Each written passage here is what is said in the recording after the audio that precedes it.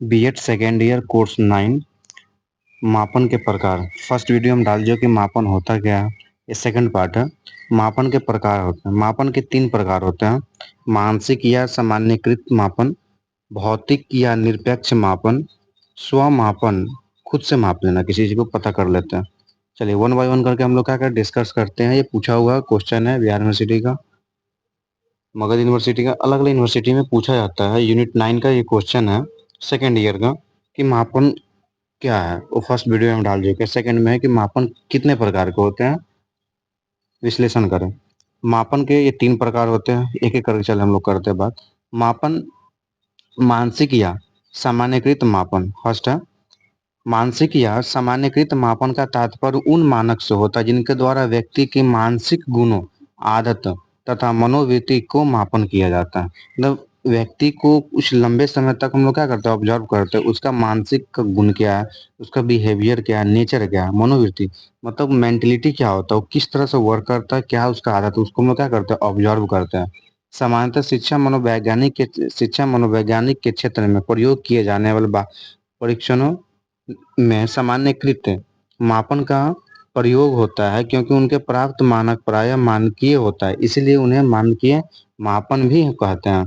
जितने भी मनोवैज्ञानिक होते, कुछ अपने बच्चे पे, स्किनर थे, अपने बच्चे पे ही क्या किए थे, रिसर्च किए थे। कुछ ऐसे बन किसी समाज को देख रिसर्च करते हो, देखते हैं कौन से परिवर्तन होते हैं शारीरिक रूप और मानसिक रूप से, मतलब अलग अलग टाइप से जो परिवर्तन, उसी को क्या करते हैं मनोवैज्ञानिक पहले समझते हैं, फिर उसके बाद उसको एक्सप्लेन करते हैं। भौतिक या निरपेक्ष मापन। निरपेक्ष मापन के तात्पर्य वैसे मापन से है जिसमें वैसी वस्तु का मापन किया जाता है जो वातावरण में भौतिक रूप से उपस्थित होता है। निरपेक्ष मापन की इकाई निश्चित होती है तथा इनके परम शून्य क्या स्थिति विद्यमान होती है, अर्थात इनके पैमाने पर प्रारंभिक बिंदु शून्य से प्रारंभ होता है। जैसे हम टेम्परेचर हम लोग नापना स्टार्ट करते, 0 1 2 3 4 एटमोसफेयर के अंदर होता है कि नहीं, तो इनका मापन का क्या होता है, 0 से स्टार्ट होता है, इंक्रीजिंग ऑर्डर में या डिक्रीजिंग ऑर्डर में घटेगा या बढ़ेगा। निरपेक्ष मापन में विभिन्न प्रकार के भौतिक गुणों का अध्ययन किया जाता है, जैसे लंबाई, दूरी, ऊंचाई आदि। इस सब को मापने के लिए क्या एक स्केल है पहले से, जिसे स्केल से हम लोग क्या करते हैं, स्टार्ट करते हैं।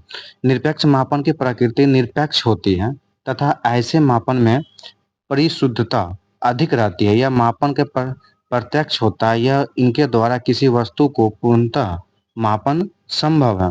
मतलब एक बार अगर मेजरमेंट कर ली, फिर दूसरा बार भी कर सकते हैं, मोर देन जितना भी चाहे उतना सब कर सकते हैं, ये नहीं कि वन टाइम कर लिए हो गया। स्वमापन मापन स्वमापन मापन जो है, ये परीक्षण क्या होता है, किसी पाठ्य परीक्षण के सर्वप्रथम रेमंड कैटलेन ने किया था। यह मापन मानसिक मापन के विपरीत होता है। इस मापन में कई बार व्यक्ति को बाह्य चयन करना पड़ता है। ऐसे ही मापन को कैटलेन महोदय ने सेटिव सेटिव का स्वमानक की संज्ञान दी है। इस प्रकार के मापन में व्यक्ति के समझ कुछ कथन या समस्याएं दी जाती है एवं व्यक्ति को उसके वरीयता क्रम, इसे 1 2 3 फर्स्ट सेकंड थर्ड होता है, प्रदान करने होते हैं। यदि वह किसी को एक क्रम में एक वरीयता क्रम दे देता है तो अन्य को उस क्रम नहीं मिल सकता। ऐसे मापन के प्रत्येक छात्र को पर्याप्त पर्याप्त औसत तथा मानक विचलन समान होता। बोलना ये चाह रहा है कि हम कोई भी वर्क देते हैं किसी को, सब कुछ मानते हैं, क्लास में ड्राइंग देते हैं करने के लिए, तो हम लोग क्या करते हैं, बच्चे कॉपी सबमिट करते हैं, तो क्या करते हैं, एक रैंक करते हैं, जैसे फर्स्ट हुआ, सेकंड हुआ, थर्ड। अगर फर्स्ट पर हम जिसको डाल दिए हैं उस सेकंड वाले को हम फर्स्ट में ला सकते नहीं, मतलब जिसको जो मिल चुका है। मतलब बोलना ये चाह रहा है कि जो पर्टिकुलर व्यक्ति वरीयता के अनुसार से कि फर्स्ट में ये है, सेकंड ये है, थर्ड है। जब फर्स्ट पे अगर फर्स्ट कोई दूसरा बच्चा होगा तो कोई भी बच्चा सपोज मानते हैं कि फर्स्ट रैंक पा चुका है, तो उसमें सेकंड थर्ड कोई बच्चा वो फर्स्ट रैंक नहीं पा सकता। बोलना ये चाह रहा है कि एक वरीयता के अनुसार से हम लोग क्या करते हैं, नंबर कोडिंग कर देते हैं या कुछ देते हैं, इस तरह का मानक बोल सकते हैं इसे। मापन के निम्नलिखित महत्व है। इनके कौन कौन से महत्व है, एक एक करके हम लोग पढ़ते हैं। मापन छात्रों का अध्ययन हेतु एक शिक्षकों को शिक्षण हेतु प्रोत्साहित करता है। जैसे मापन से हम लोग बच्चे को क्लास में टेस्ट लेते हैं, बच्चे मोटिवेट होते हैं कि मेरे कितना मार्क्स आया। टीचर को भी ये पता चलता है कि हम पढ़ाए हैं तो बच्चा कितना सीखा है, दोनों के लिए क्या एक प्रोत्साहित करता है कि हम कितना काम करें और अधिक से अधिक करना। मापन के आधार पर ही पाठ्यक्रम, शिक्षण विधियों आदि का आवश्यक सुधार किया जा सकता है। समय-समय के अनुसार से एनसीईआरटी में किस तरह बदलाव होता है। तो इस समय के अनुसार से क्या ज़रूरत जो चाहिए उसके अनुसार से हम लोग क्या करते हैं उसको शिक्षण विधि में प्रयोग करते हैं। मापन के द्वारा छात्रों की बुद्धि, क्षमताओं, योग्यताओं, दृष्टिकोण, कुशलताओं, रुचियों आदि की जाँच करते हैं। मापन के द्वारा ही हम उसकी क्षमता कितना बौद्धिक क्षमता आईक्यू लेवल कितना है, तो योग्यता क्या है, वो कितना कर सकता है, वर्क नहीं कर सकता, इसके बारे में लोग क्या करते हैं अनुमान लगाते हैं। मापन के माध्यम से ही छात्रों के उचित व्यावसायिक एवं शैक्षिक निर्देशन एवं परामर्श प्रदान किया जाता है। किस बच्चे को किस चीज़ की परामर्श की ज़रूरत है, जब तक मापन विधि द्वारा हम लोग नहीं चेक कर लेते हैं, तब तक नहीं बता सकते हैं ना कि उसको क्या चीज़ की ज़रूरत है। मापन के द्वारा छात्रों को आत्म मूल्यांकन का अवसर मिलता है। आत्म मतलब खुद से सेल्फ भी हम लोग क्या कर सकते हैं, पता लगा सकते हैं कि मेरा कौन-सा सब्जेक्ट वीक है या कौन-सा वर्क करना चाहिए, नहीं करना चाहिए। ये हमको खुद से सेल्फ डिपेंडेंट में भी क्या कर सक पता लगा सकते हैं। मापन छात्रों एवं शिक्षकों का प्रभावशीलता को बताता है। मापन द्वारा विभिन्न शैक्षिक कार्यक्रम को उपयोगिता को समझाया जा सकता है। अलग-अलग टाइप से हम लोग क्या करते हैं, दूसरे को समझा सकते हैं। मापन उचित शैक्षिक निर्णय लेने हेतु अत्यंत आवश्यक एवं उपयोगी है। मापन अनुसंधान क्षेत्र में सहायक होता है। मापन विधि द्वारा ही अनुसंधान जो शोध करता है, वो तो क्या करता है पहले से जो डाटा होता है उनका उपयोग करके अभी वो रिसर्च करते हैं। मापन के आवश्यक तत्व कौन-कौन से आवश्यक तत्व? हम जानते हैं कि मापन के अंतर्गत व्यक्ति या वस्तुओं के किसी गुण या विशेषता आदि का वर्णन किया जाता है। किसी गुण का वर्णन करने में पूर्ण कुछ अत्यंत महत्वपूर्ण बातें पर विचार करना आवश्यक होता है।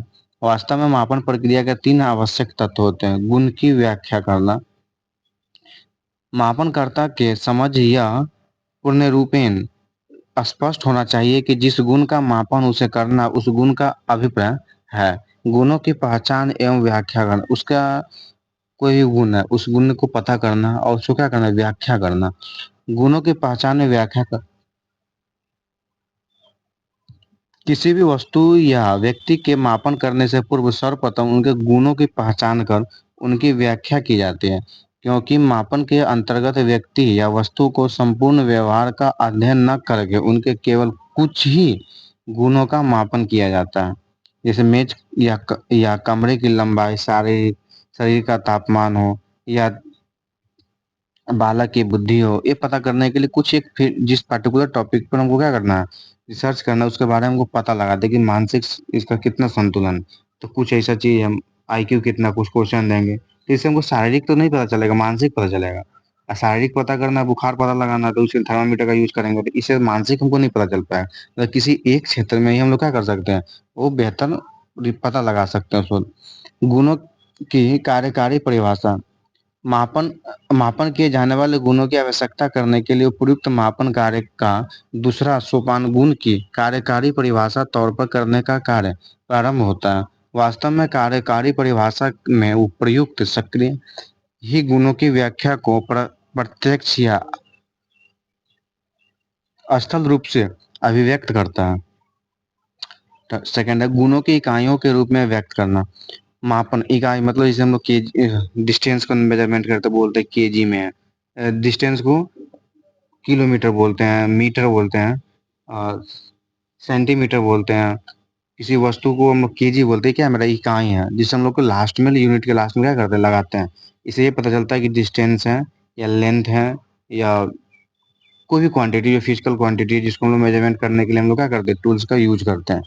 मापन के इन अंतिम सोपान के सक्रियाओं को निष्कर्षों को मापन के रूप में व्यक्त किया जाता है। यह सोपान के इस सोपान में सक्रियाओं के आधार पर कुछ गुण को इकाई के द्वारा व्यक्त किया जाता है, अर्थात इन मापन का वास्तविक सोपान है जिसकी पूर्णवर्ती दोनों मापन की पूर्व तैयारी होता है। मापन की सीमा है लिमिटेशन ऑफ द मेजरमेंट। हम जानते हैं कि आज का युग मापन का प्रयोग अत्यंत विस्तृत रूप से किया जा सकता है, फिर भी कुछ कमियां के कारण यह हमेशा ही आलोचना का विषय बना रहता है। मापन की निम्नलिखित सीमाएं हैं। मापन का क्षेत्र अत्यंत संकुचित होता है क्योंकि यह व्यक्ति के एक या कुछ पहलू का ही अध्ययन करता है। शैक्षिक गुणों के मध्य अंतर स्पष्ट करने में असमर्थ है। मापन का अर्थ आंकिक होता है, जिसका जिसका उसका अर्थ स्पष्ट नहीं होता। मापन अंतिम निर्णय नहीं देता, यह केवल सूचनाएं ही देता है। मापन का रूप अभिव्यक्त होता है, इसलिए उनकी प्रक्रिया जटिल होती है। मापन में कुछ त्रुटियां भी होती है, जैसे मेजरमेंट करते समय कुछ गलतियां होती है, अशुद्धियां पाई जाती है, एरर जिसको बोलते हैं। मापन त्रुटि के से हमारा अभिप्राय किसी वस्तु द्वारा परीक्षा के आधार पर प्राप्त वास्तविक वास्तविक अंकों और अनुमानित अंकों में पाए जाने वाले अंतर से होता है। अतः किसी भी IQ 120 है, बिना बीके साइमन परीक्षण करने पर उनकी बुद्धि लब्धता 100 आती है, तो कहा जाएगा कि परीक्षण के मापन में त्रुटि पाई गई है। मतलब एक स्केल से, IQ लेवल के स्केल पर हम लोग स्टार्ट करते हैं, 70 से नीचे है तो क्या डल बोलते हैं, 60 के आसपास होता है तो 100 से ऊपर होता है, 120 होता है तो क्या होता है, IQ लेवल उसका तेज है। एक मेजरमेंट है ना, IQ लेवल से हम लोग स्टार्ट करते हैं 10, 20, 40, 60, 80, 100 के स्केल, जिस स्केल पर हम लोग बोलते हैं कि किसका कितना IQ होगा। मापन त्रुटियों के प्रकार: आकस्मिक तथा संयोग त्रुटि, क्रमिक त्रुटियां। आकस्मिक अथवा संयोग त्रुटियां परीक्षा लेते समय या विद्यार्थियों के समूह में परीक्षण देते समय कभी कभी अनायास ही कुछ ऐसे परिस्थितियां या बाधाएं उत्पन्न हो जाती है, जिसके परीक्षा परिणाम पर्याप्त रूप से प्रभावित हो जाता है, जिससे आकस्मिक अथवा संयोग त्रुटि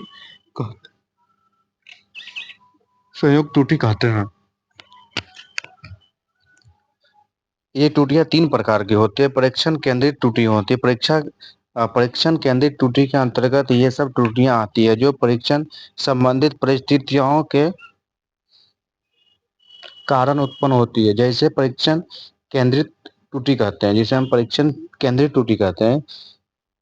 विद्यार्थी केंद्रित त्रुटि विद्यार्थी के संबंधित होती है। परीक्षार्थी के संबंधित अनेक ऐसी त्रुटियां होती है जिसे परीक्षा परिणामों में प्रभावित करती है। जैसे एग्जाम देते समय कभी कभी कुछ ऐसा प्रॉब्लम होती है, इसकी वजह से क्या उनके परिणामों पर यह असर दिखेगा। फलाकन केंद्रित त्रुटि, फलाकन संबंधित त्रुटियों में हमारा अभिप्राय विभिन्न परीक्षकों द्वारा अपनाए जाने वाले मूल्यांकन के तरीके से होता है। अब मूल्यांकन के जैसे हम लोग बोल रहे हैं नॉर्मलाइजेशन कैसे होता है पता नहीं चलता है, कौन सा फॉर्मूला यूज करते हैं, किसी जगह घट जाता है, किसी जगह बढ़ जाता है।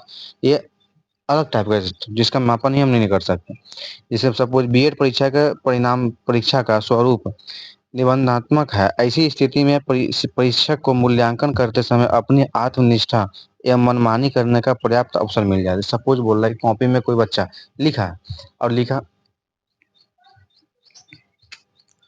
लिखा है, लिखने के बाद बच्चा, वो टीचर के ऊपर डिपेंड करता है, जो बच्चा लिखा हो कंटेंट उसके नज़र में सही है, सही कर देंगे, मन होगा तो नंबर काट भी लेंगे। तो वो डिपेंड किसके ऊपर पड़ता है, वो टीचर, जो टीचर उस कॉपी को चेक कर रहे हैं, उनको अवसर मिला हुआ है कि बच्चे को अच्छा मार्क्स भी दे सकते हैं और बच्चे का मार्क्स काट भी सकते हैं। ये अवसर बच्चे के पास नहीं, ये टीचर के पास अभी है। सेकंड में हुआ क्रमिक त्रुटियां। क्रमिक त्रुटियां के पक्षपात त्रुटियां भी कहते हैं, क्योंकि परीक्षा के पक्षपातपूर्ण रवैये से इनका प्रभाव भी अत्यंत हानिकारक सिद्ध होता है।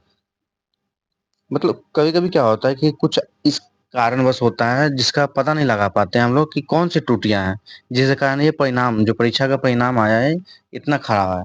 तो ये पता लगाने के लिए हम लोग क्या, ये हानिकारक भी सिद्ध हो जाता है कभी कभी। निष्कर्ष ये है, उपयुक्त विवरण से यह स्पष्ट होता है कि आज के आधुनिक युग विज्ञान का युग है। इस वैज्ञानिक युग में वैज्ञानिक प्रगति का मुख्य आधार मापन है। हम जानते हैं कि आज जीवन के प्रत्येक क्षेत्र में मापन का प्रयोग किया जा रहा है। इसके अलावा वर्तमान समय में बाल केंद्रित शिक्षा प्रणाली में भी मापन के द्वारा शिक्षक एवं छात्र अपने शैक्षिक अनुभवों में सुधार कर रहे हैं। मतलब ये मापन विधि के द्वारा ही हम लोग क्या कर सकते हैं, कहीं कमियां है उस कमियां को क्या कर सकते हैं, दूर कर सकते हैं। उस चीज के पीछे वर्क कर सकते हैं ताकि वो जो कमी है उसको हम क्या कर सकते हैं, दूर करें।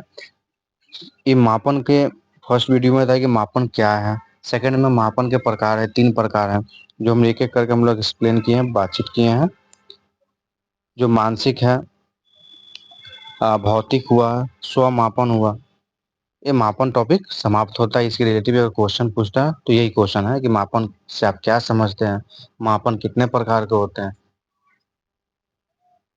थैंक्स।